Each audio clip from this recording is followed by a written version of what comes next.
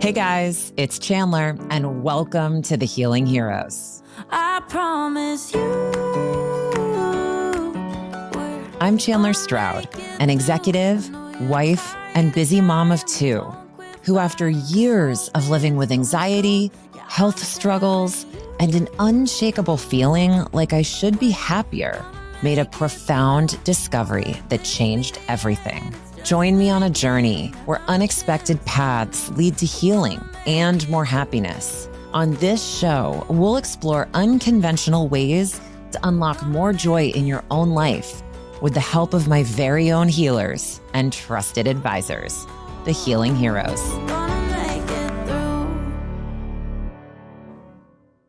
Hey everyone, welcome back to the show. Thank you for tuning in today. I'm your host, Chandler, and today we're still in the process of rolling out our Healing Heroes highlight series. So for the next several weeks, we will be releasing one episode a week that features one of our distinguished heroes so that you can get a curated look at our various interviews and episodes together without having to go back and listen to every single episode. Though, as I always do, I encourage you to go back and listen because there's so much good stuff in each conversation. But for today, I just want you to get to know Zach better and share some of the highlights of my favorite moments from 2024 into 2025. And so that's what we're going to do. And so today we're going to overview a lot of the different conversations that I have had with hero Zach Carlson on human design. If you've never heard of human design, it is essentially a practice that takes a number of other systems to create a personality blueprint. It combines elements of astrology, the chakra system, the Kabbalah, and even quantum physics to tell you more about you. It's entirely based on your birth date, time, and place. And it really gives you insight into how your energy naturally works, how you make decisions best, and how you interact with the world around you. It's a cool way of looking at yourself and your behaviors and from a third-party perspective to understand what really lights you up. In what circumstances do you thrive? In what other circumstances might you feel challenged? And how to navigate those moments so that you just get a better and deeper understanding of yourself. Human design has been a really fun part of my healing journey. I met with Hero Zach because I had already done tarot reading and astrology, and it even does incorporate pieces of astrology into the human design system. But I just loved the science behind human design. It feels so much less mystical when you really dive in with Zach and take a look at your human design chart. So I've really enjoyed getting to know Zach because I have historically been so into astrology and tarot reading and all of these things that help me better understand me, the science of me. And that's exactly what human design does, but in a very scientific way that you just can't ignore. So much so that my very rational, logical husband even met with Zach and loved their time together. And for me, it's been so helpful understanding my husband's blueprint and human design framework because it allows me to approach him from a more compassionate and understanding place, knowing what he needs and how he rests and how he resets and recharges, because it's different from me. And that can be really helpful to know when you're in a relationship with somebody and you just want to extend that kind of love and support to your partner. And so it's been invaluable for me in my relationships, and it's been really helpful in better understanding myself and even my kids, as one of our episodes suggested, since we dove into how my kids and I are very much alike and how we're different. So highly recommend you check that one out if you are interested in understanding how to use this system, not just for yourself, but for your loved ones. And so with that, I am thrilled to introduce to you our hero and human design expert, Zach Carlson. Human design is a system for exploring ourselves and exploring ourselves both in real life and then in our relationship that we have with ourselves internally, the stuff that no one else can see, but that we experience constantly. And so human design is a system made up of other systems to explore this. And there's 5 primary systems that interact with each other inside the umbrella of human design. We've got astrology, we've got the Hindu Brahmin chakra system, we've got the Kabbalah, we've got quantum physics, and then we have the Chinese I Ching. And those are like the big 5. But underpinning all of that, and the only reason that this system actually is relevant, meaningful, valuable to people, is that it incorporates our own personal experience. The things that we have learned, the wisdom that we have gathered, and the memories that we hold for ourselves in the past, but also the vision that we hold for ourselves in the future. And so it's really like a blueprint or a guide for navigating the stuff that's really difficult to get at in another way. It's not a mental system exclusively. It's a system that requires us to experiment with it, play with it. And so it's an experiential system. I love thinking about it in an experiential way, because I do think that speaks to the breadth of what it brings to the table and the impact it can have on those who get a reading from you. Just curious, why would someone reach out to you for a human design reading? I work with a lot of people who want to know the why of things, right? It's not enough for them to just notice something. They want to know, why is that there? So a pattern of self-sabotage, let's say, or people-pleasing or perfectionism, right? We might notice that it's there, but we really want to go deeper into the why, because we know intuitively, instinctively, deep inside, that if we know the why, where did this come from? What experiences did I have that created this response from me? Then I can do something with it. And so it's really about making what is unconscious conscious, so that we have a say. We're not on autopilot, or we don't feel like we're just being ragdolled around by the universe, right? It puts us back into the driver's seat in a way that is both humble, right? We're not kings of the world, but we are the driver, the conduit of energy for our lives. The mind plays a role in certain people's chart, but nobody in the human design system is designed to make their decisions from their mind. And so if you're brand new to this, you might be asking, well, where do we make our decisions from? And my unique design is that I make my decisions from my sacrum, from my gut. Some of my good friends, they make their decisions from their spleen. I think mine was my spleen. You said that in our reading, and I was, pretty shocked. I was like, I've never thought about my spleen. Never once in my life. And you're telling me my spleen has been guiding me this whole time? Yes, and trying to guide, because one of the things that we learn when we dive into this is how significantly we bypass this amazing little brain inside of our body. And we try to apply mental, intellectual energy to the process. That's like making pros and cons lists and overthinking and being up in our heads all the time. Wouldn't it be nice if there was a way of dropping in where the answer is just there, it emerges, we can hear it, we can feel it.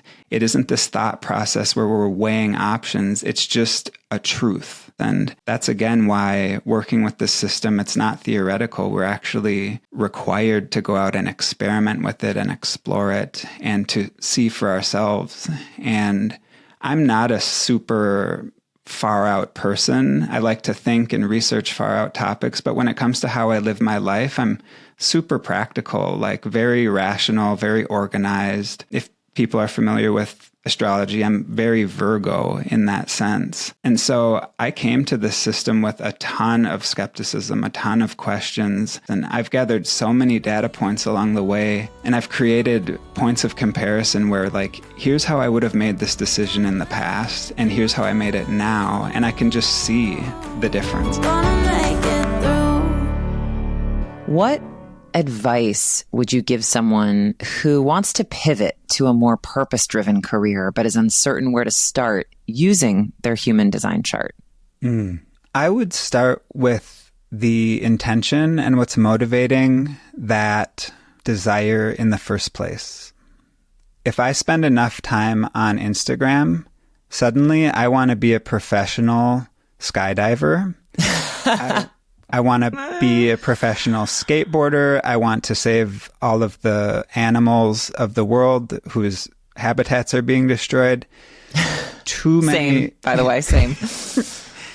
Too many chefs in the kitchen. And so really, I might be a broken record, but really getting the basics of the chart down, figuring out what are these big, broad strokes in terms of how energy circulates through your system. But then also, I think just a casual life review is helpful, especially at the beginning of our journeys, of answering the question, like, what are the reasons? Who are some of the key players in my life that offered me my strengths and encouragement and recognition? Some people got more of that than others less. And then the other side of that, what are the events in my life that shaped me and told me it wasn't safe to be who I am? Not to blame those people or those experiences, but to contextualize them so that it's not this situation where we're like, I'm flawed. There's something wrong with me. We are who we are for reasons. I truly believe that. I've seen that to be true in my own life, and then coaching hundreds of people. It seems to be true for everybody. Nobody is born hating themselves, right? No baby ever came out hating themselves. And so we develop something as tragic as that through life experiences. And so getting clear about just some of the timeline and history, and then we can start plugging the conditioning and the programming that doesn't work for us into the chart, right? If I was a projector, I'm talking a lot about projectors today, and I felt the pressure to always be on and to be initiating and to be leading the way, it wouldn't help me in any of this realm, because it's more of just trying to be something that we're not. Human design doesn't say this is who you are, but it says, here's some wiring that's there. Look at all the different possibilities. Have you explored these? Or are you still in this very narrow, culturally defined version of what success is, right? And success and intelligence, those are social constructs. We have a narrow view of what intelligence is.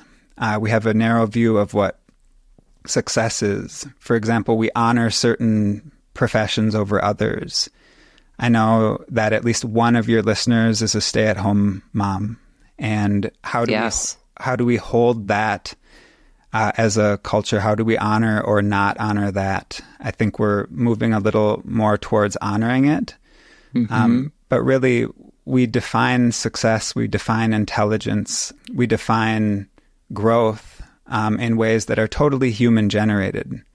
The squirrels outside don't care what I do with my time and energy. They're completely passive to that.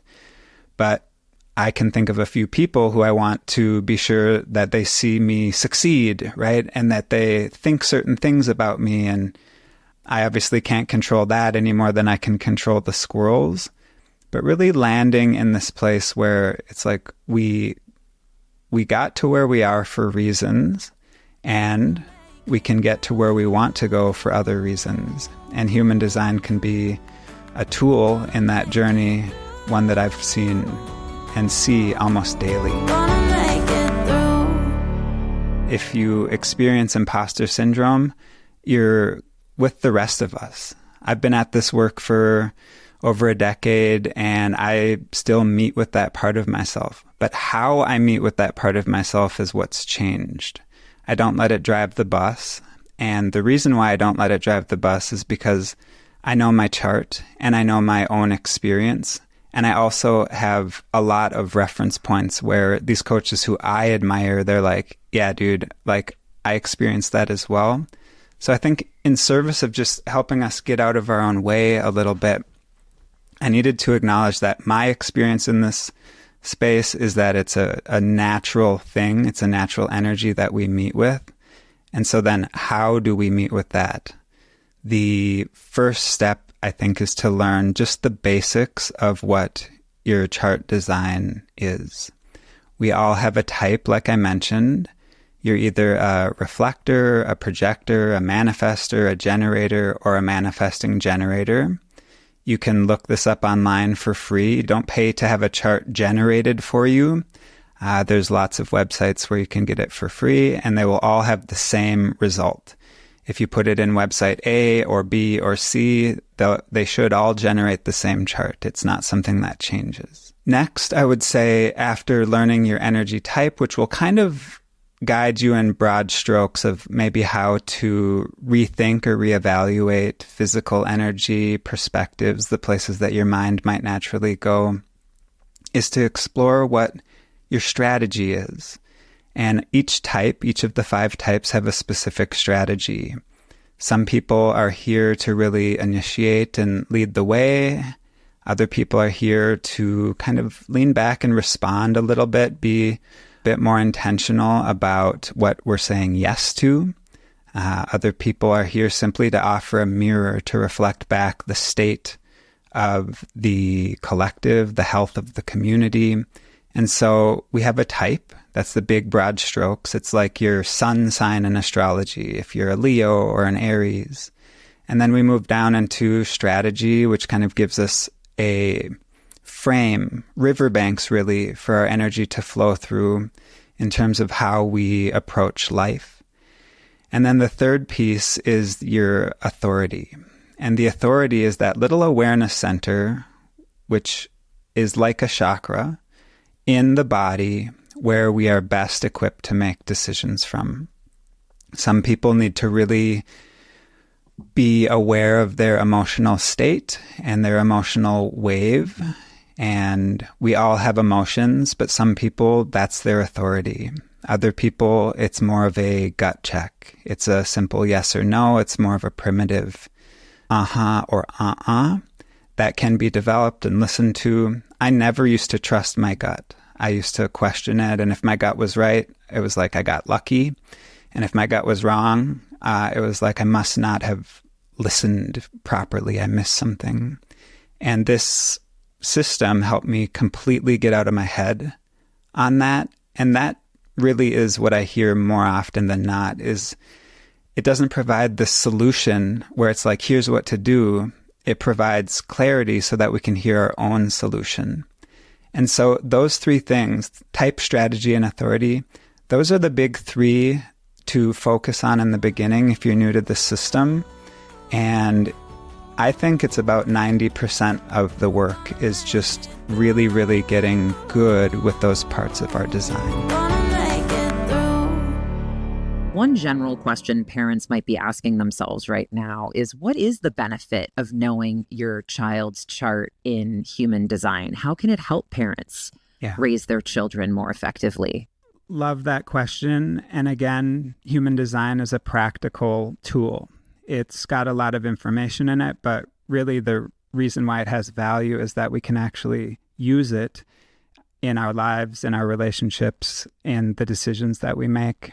And number one for me, the reason why parents and children should be engaged in conversations and explorations of design is there's that quote where it says, everyone is smart in different ways, but if you judge a fish on its ability to climb a tree, it will live its entire life thinking that it's stupid. And to me, human design helps us know if we're raising a fish or a monkey or a raccoon or a cow or a horse, right? We don't have the same expectations of a fish as we do of a horse. And so there's a tendency, and human design offers an incredible lens to view cultural conditioning, family programs through. The tendency is to kind of unconsciously try to create mini-me's. And I know all the parents in my life have met with that energy of, where did this kid come from? Why are they this way? Why won't they listen to me? Why don't they have the same interests as me? There's like this alien quality that chirps up sometimes rarely, sometimes often. And human design offers a lens where we can say, okay, this is a fish. And so I'm not going to hold a fish to the standard of a horse. Or this is a horse, and I'm not going to hold my kid to the standard of a fish.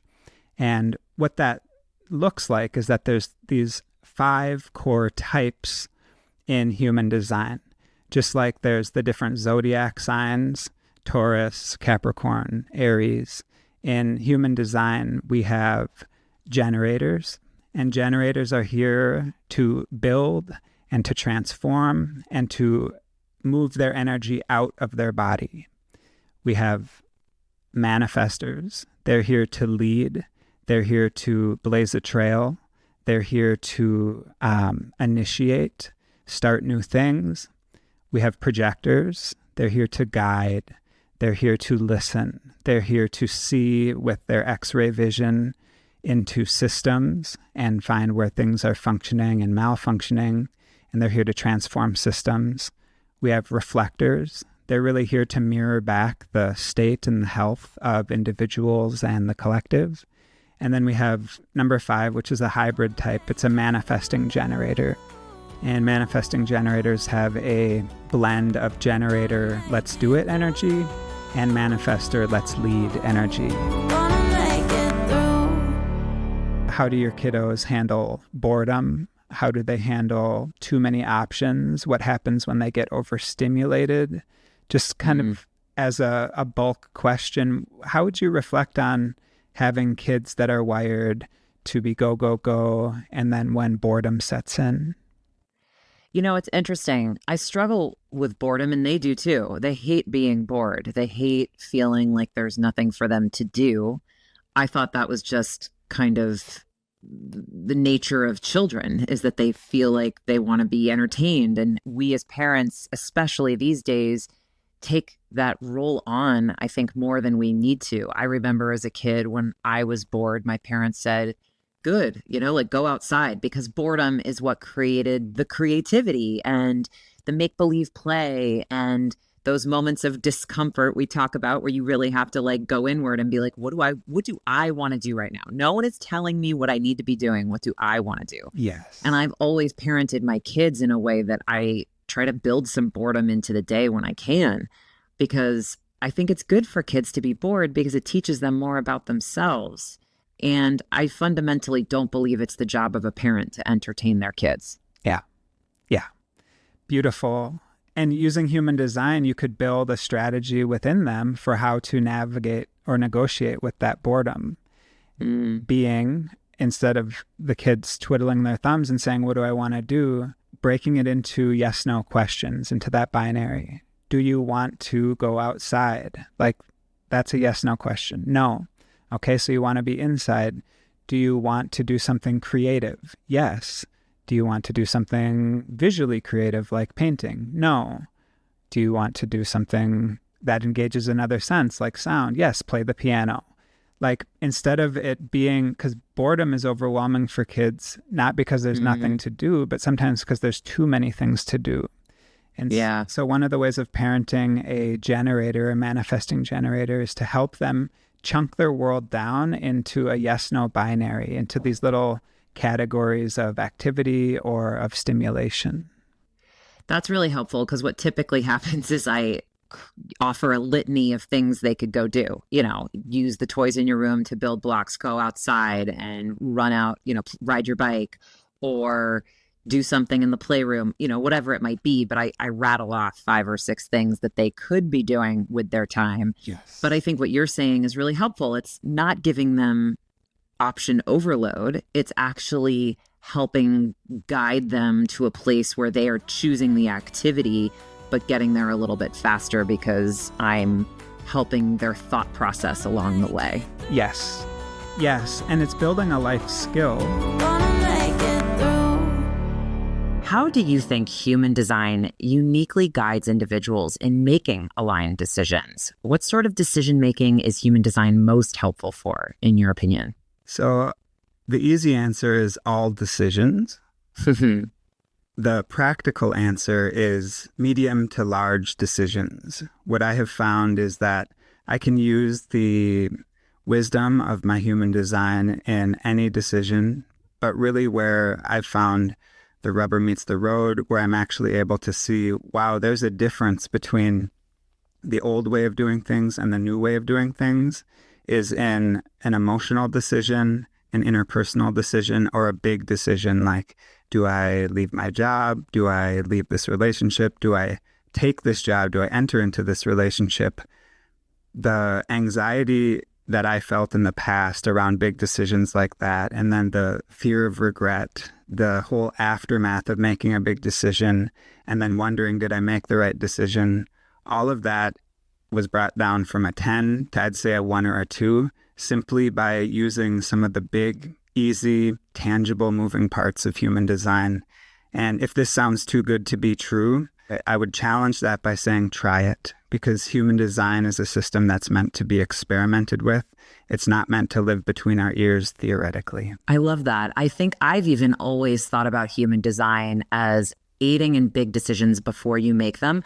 But I love that you touched on the potential discomfort, anxiety, or maybe even second guessing that happens after you've made one of those decisions, and that human design can alleviate a lot of that discomfort, which I think is so cool. I hadn't thought about it that way before. Yeah, and that dynamic of thinking that it is working with one layer of reality or life when really it's touching several, I find that to be very consistent, almost predictable when using a tool like human design or even astrology, right? There's kind of the doorway in, and then there's all the other doors that connect on the other side of that first doorway. And again, for people who like mystery, they like the metaphysical, human design offers an actual structure. I think of it like riverbanks.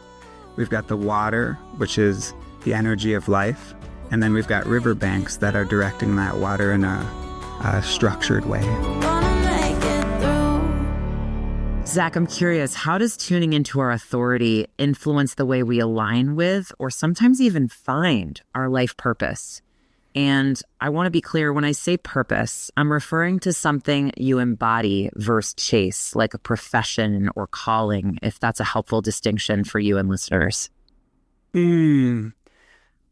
I love that fine point that you put on it there, because I think the pursuit of purpose, the chasing, the striving for it, what I've witnessed as a coach over the last 10 years is that works against us more than it works for us. Mm. And reason for that is I think a purpose is something that we live into as opposed to something we discover and then live into. I see purpose in general as being a direction, a compass point, something we move towards, as opposed to something we cultivate and create in a lab somewhere and then go out and show the world like I'm living my purpose. And that philosophy, which is the one that has worked best for me and the people who I've gotten to support as a coach, it dovetails really nicely with human design, because human design is not a theory. It's an experiment. It's a set of practices or principles that we adopt into our lives that then we go out and explore and gather data one little chunk at a time, one decision at a time. And so when it comes to our purpose, I don't think that we can look at a human design chart and say, oh, this person would make a great salesman. This person would make a wonderful bus driver. But instead, we can say, okay, whatever this person wants to do, their energetic design, their physical, psychological, spiritual, mental energy is going to interact best if you unleash that in the world in these specific ways. And so breaking it down, instead of the what is my purpose, we can look at it as to how can I get clear on my purpose? And again, human design, if we are a fish and we have been trying to be a giraffe, right? It's going to be frustrating. We wouldn't even have time, energy, or space in our lives to think about purpose because we'd just be trying to keep up. And so when it comes to purpose, I have found it most practical to think of it as a direction, a vision that we move towards instead of one specific thing. And then within that, not asking what is it, but how can I get more clear on that? How can I get the next breadcrumb? Where can I find the next lily pad to jump to? And a cheesy thing that I've kind of lived by these cheesy Breshens maxims. We love them here. We love them. Keep them coming, Zach. Is that confidence and competence are not prerequisites for starting, right? We gather confidence by doing, not by thinking, because we have real life experiences to bounce our projections off of.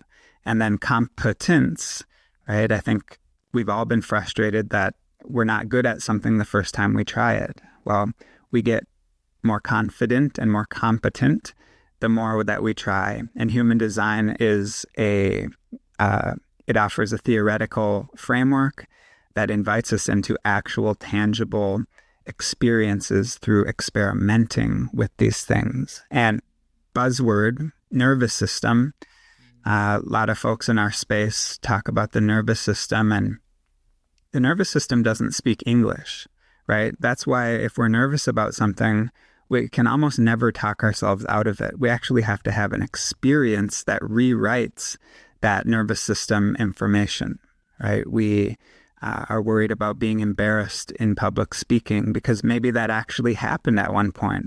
We're carrying around the felt experience of that embarrassment in our system, and we can't talk ourselves out of it until we actually have a different experience.